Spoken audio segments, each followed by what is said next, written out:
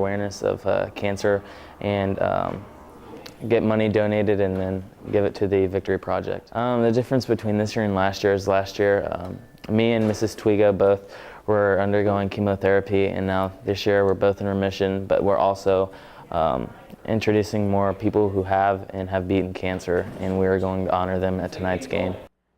Hello and welcome to another live edition of Trojan TV News. I'm Kara Strickland. And I'm Jocelyn Weir. Jocelyn, were you able to make it to the game on Friday? I was. The boys crushed Ruskin, and Chris Dennis will tell us about that a little bit more later on in the show, as well as information about this weekend's homecoming game.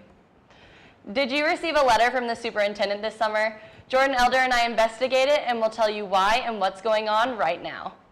We've all heard about the numerous data breaches going on, but did you know over 650 million records have been exposed?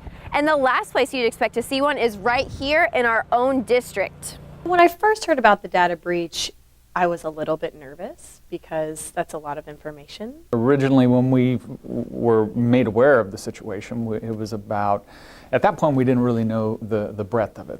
The reaction of staff was, okay, we need to investigate and figure out what really is going on here.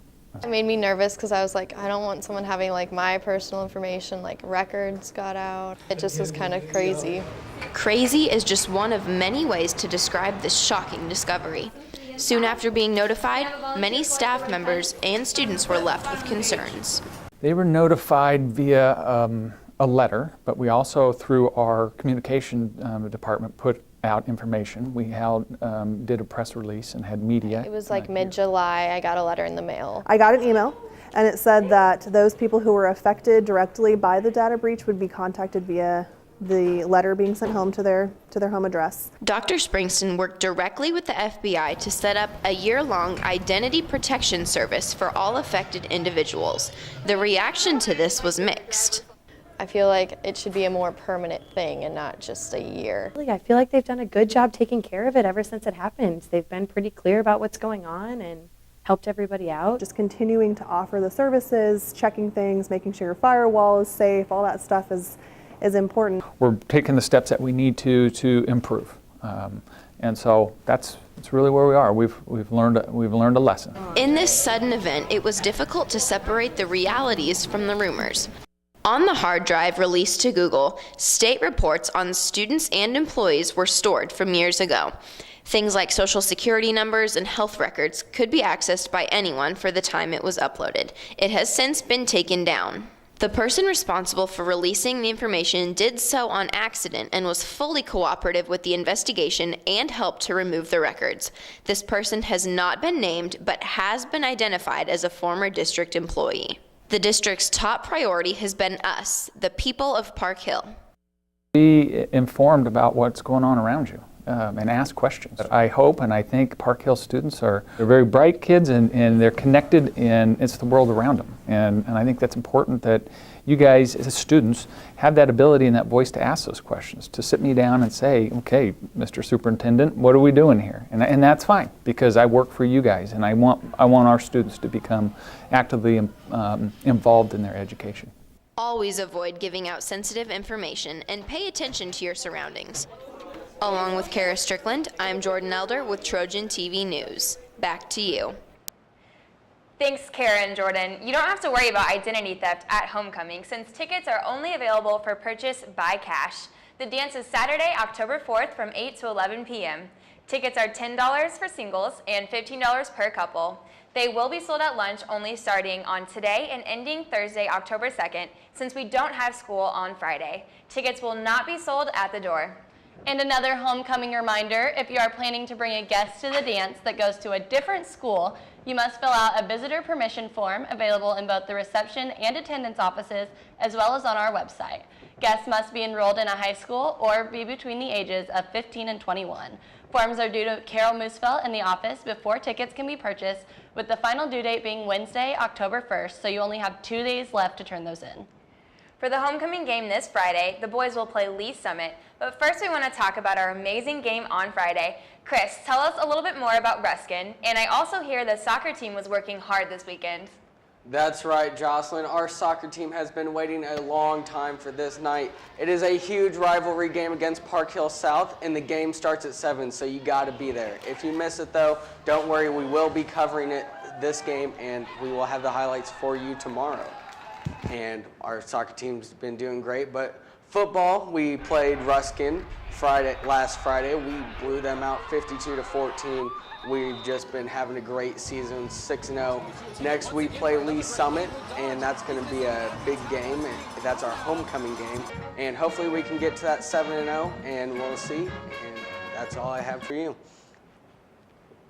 Thanks, Chris. Now will you tell us a little bit about our challenges for this upcoming game on Friday against Lee Summit? Yeah, Lee Summit, they have a great quarterback. He's going to Mizzou next year. How exciting for him, great opportunity. But I feel like our Trojan squad can hunt him down and get a couple sacks. Well, we will be looking forward to it. But now it's time to calm down with some meditation. Ashley Geddens caught up with Mr. Mata, who is a meditation expert. At Park Hill High School, a lot happens that can stress out a student. But AP psychology teacher Mr. Mata may have found the perfect solution. Meditation. Meditation is a practice of trying to clear a person's mind and bring them into the present. We get very much focused on things that are going to happen in the future or something that's happened in our past, and we sort of hold on to those, and that takes away our ability to focus and attend to what we need to.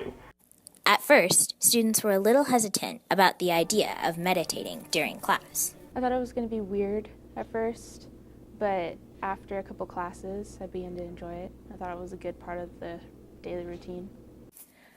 Mr. Mata believes strongly in meditation and the impact that it can have on his students, so he requires it every day at the beginning of class.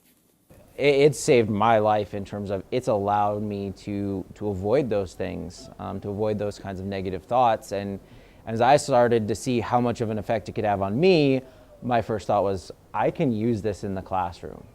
And believe it or not, he was right. Students have reported differences in mood and classroom behavior since meditation began. I think it's made me calmer. Getting to meditate helps clear my mind and makes class easier to pay attention to. And after a hard decision, Mata finally decided to take his own advice. It's one of those things that if you can really learn how to do it, it can benefit not just your academic life, but it can just benefit the longevity of your life, your mental health. And I want to bring that to my students, because that's one of my ultimate goals is to make their mental health that much better. But just being able to focus on something that's, on your body. And the breath is the easiest thing to start with. And so if you focus on your breath and you learn to do that, you can start to expand that to other areas of your body and in your life. Surprisingly, his number one tip is to just breathe. With Trojan TV News, I'm Ashley Geddens. Well, that's all we have for you today, Trojans. I'm Kara Strickland. And I'm Jocelyn Weir. We are Park Hill. We now leave you with the Park Hill Band. I heard they did amazing this weekend, as usual. The first place 5A parade, Park Hill.